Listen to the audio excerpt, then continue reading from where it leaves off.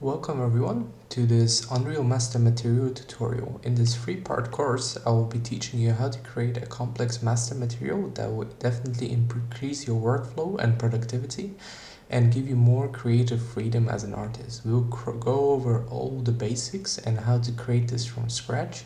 And I hope you learned something, and remember to like and subscribe for more future content. Okay, so firstly we'll start with creating a new material that will act as our master material and from what we'll be creating all of our instances. So in your content browser, you want to create a new folder called the materials if you don't have it already. Right click and click material. Here we can call it m_master material. M standing for master as a prefix, and as the name suggests, this will be our master material. I'll save this so it saves.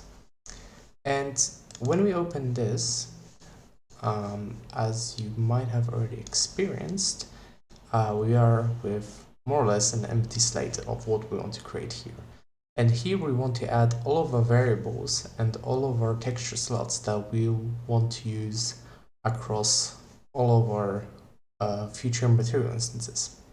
So there are a few things that we will need for the start is firstly our textures.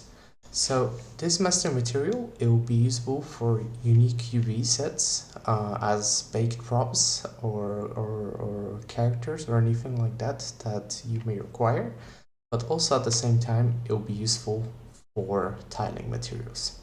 So for the purpose of this tutorial, I've created 3 textures that will act as a basis for our material. It doesn't have to be any specific textures, it's just nice to have something in there to show you how your material is working. So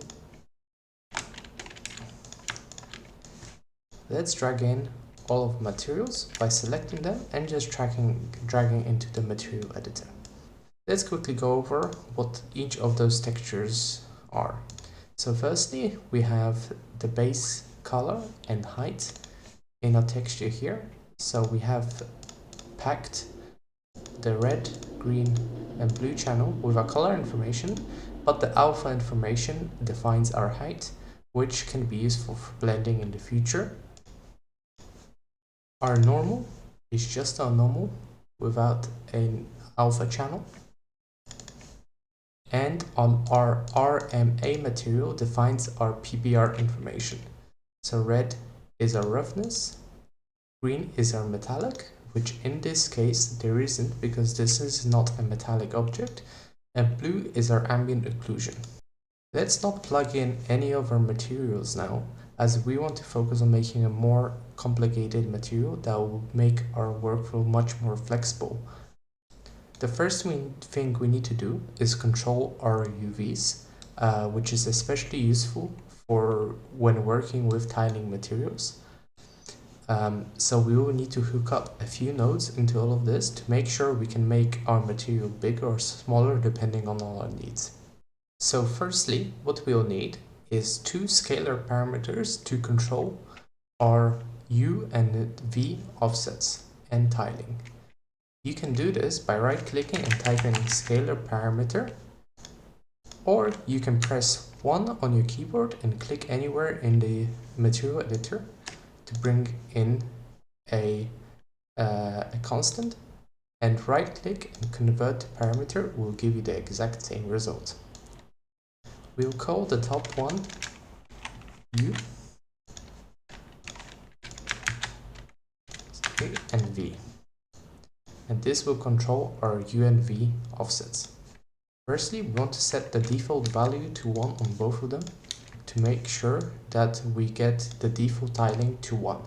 As if we set these to 0, we wouldn't be able to see any of our textures being displayed. And now we need to create an append vector to join these two together into one value, which is our UV value. Secondly, we need to multiply this like this. So right click, multiply, and bring in a texture coordinate. And what we will do with this one is plug it in like this, and this just basically gives the information on what are the texture coordinates in the UV space. And after we create our material instance, we will be able to control the tiling based on these parameters. And this is a very simple UV tiling function that we can hook into all of our materials. So what we can do now is select all of this, type right click, and create comment. And we just want to call it UV for ease of finding when someone wants to edit this material, and just so it's very clear what this function is doing here. So I spread out our material so it's just a bit clearer to see, and we will start working on our base color functions. So first thing we want to do is we want to plug in the multiplication of the UV tiling into the UV slot of the texture sample we have the base color map in. And from here we can start doing a few nice functions that will make working with our materials super flexible and fun to work with. So first thing we want to do is we want to control the desaturation when working with the materials. It's just nice to have this in the material. It's not a necessity, but it will definitely speed up any kind of look at work you want to do, and it's just good to have it in the material rather than any sort of external programs that you might have. So it's extremely simple. We want to right click and type in desaturation, and we just want to plug the RGB node into the first input over here.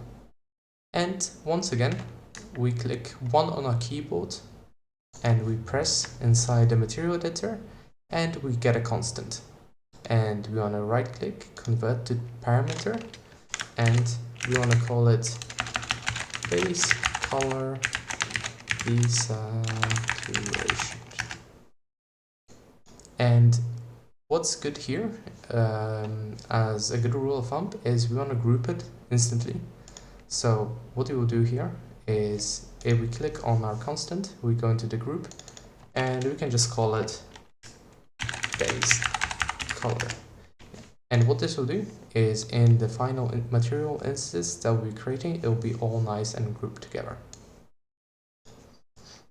There we go.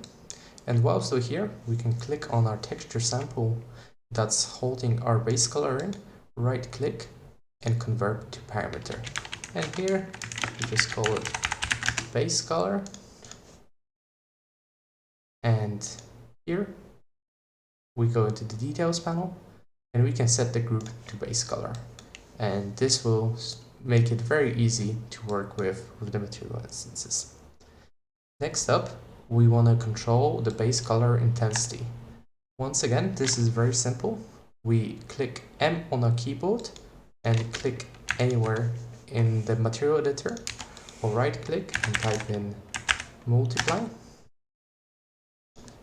and we plug in the result of the desaturation node into the first slot of the multiply node. We click 1 to create a constant, convert to parameter, and we want to call it base color intensity. And here on this one we want to set the default value to 1 and the group to base color, and plug it into the BE slot of our multiply node. Next up is we want to control the contrast. So what we will do here is right click and create a power node and plug into our multiplication into the first slot, into the base, And we'll create an exponent for the power node by clicking 1, convert to parameter, base color contrast, and we want to set the base to 1 and the group to base color, and plug that in. And these functions are very nice just for, as I said, for doing any sort of lookup work that you're looking to do, and just for a bit of experimentation. A very nice node that I like to include, that's very handy, is just having a bit of a tint in your material, which is useful for, once again, for any lookup work, or just creating a few sort of variables that you can use across your world. And once again, this is a very simple function. We create a multiply node, we plug our power from our contrast into here, and the only difference here is we press free on our keyboard, which creates a free vector constant, which we right click and convert to parameter, and we call it base color tint. We want to set the default value to 1 and plug it into here. Okay. So generally you could finish at that. This will be a nice base to work from, but what I like to include is having a mask where I can tint only specific areas of our texture to whatever color I desire. This is super useful in examples like this, where you want to just tint, for example, the grout or the tile itself, and this function here will not allow us to do that. Thankfully, it's super simple to do. So let's get on with it.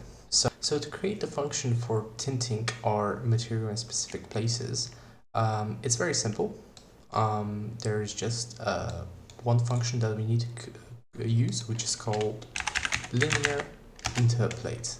So what linear interpolate will do is it will take two inputs. So in this case, our fully tinted texture and our untinted texture, and blend it using an input on a 0 to 1 value.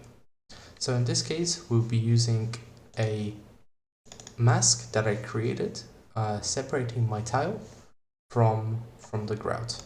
You can use any sort of mask you like, creating in an external 2D program like Photoshop or GIMP, and import it into Unreal.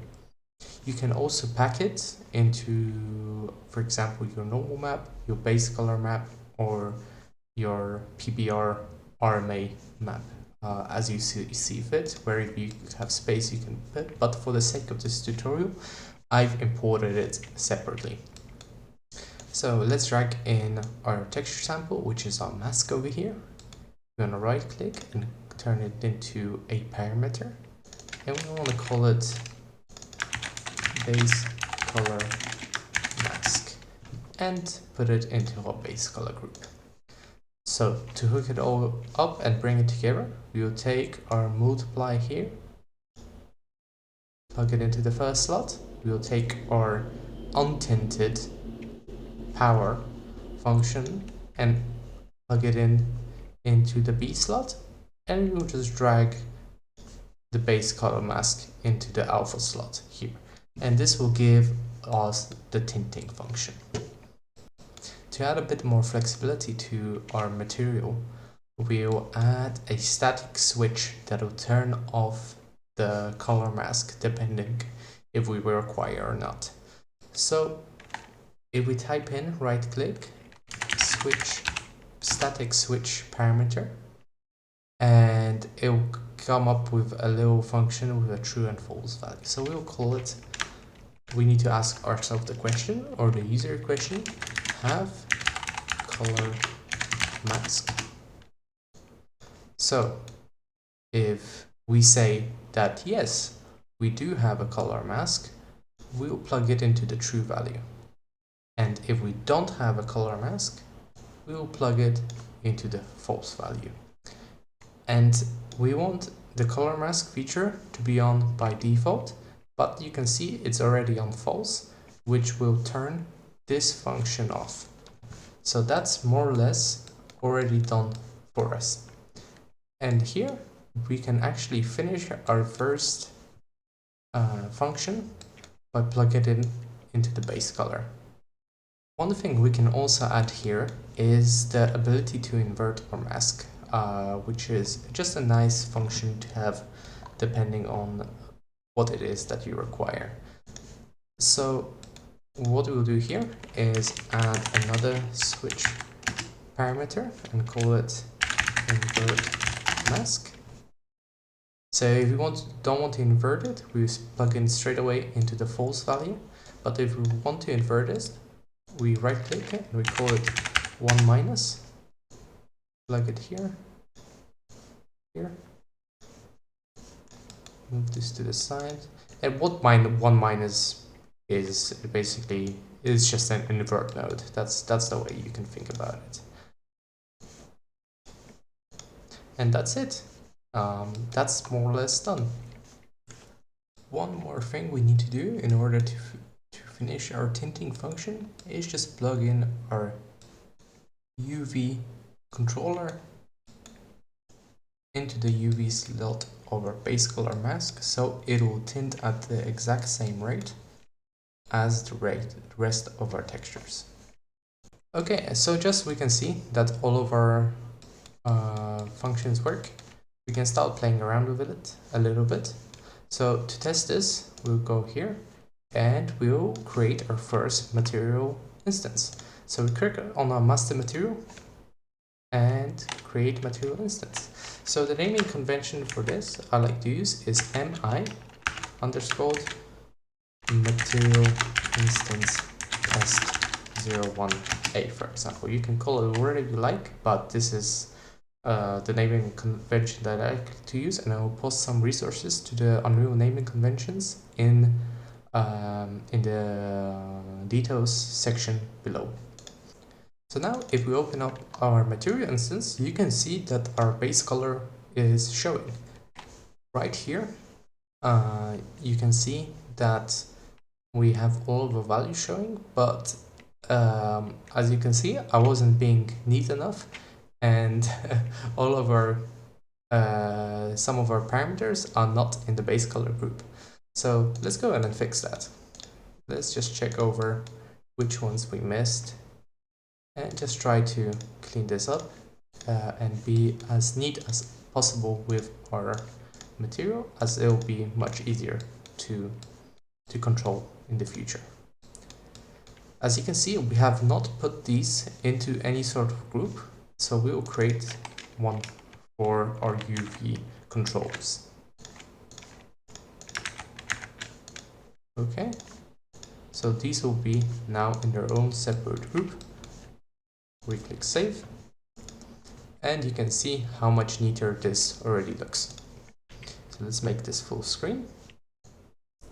So let's first try out our UV. As you can see, it controls our tiling perfectly. Let's try our contrast. Let's try our desaturation. So what you can see happening here is we didn't clamp this at 1. So what it will be doing is it will be going on into all of these crazy values, but we don't really want it to do that, as that's a unnecessary sort of side effect of what we're doing here. So in order to fix that, let's go back into our master material. So if we go back into our master material and click the desaturation node, we can set a minimum and a max for a slider, so it doesn't go into all of these crazy values. So we just want to set our max to 1.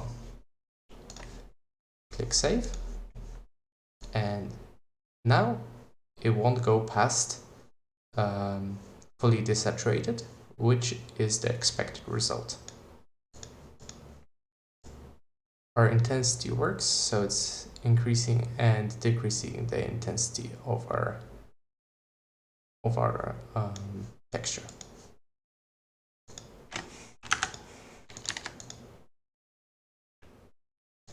Let's try our tint. Our tint works nicely. And now we can try out our color mask. As we can see, but we need to invert our mask, and we have already taken that into account. And we have a nice tint that doesn't affect or grout in our tiles. Thank you very much for watching the first part of our Master Materials series. I hope you learned something, and if you have any questions or suggestions on what I can improve or include in this series, I will gladly hear it. Let me know in the comment section. And yeah, I hope you have a nice day and take care.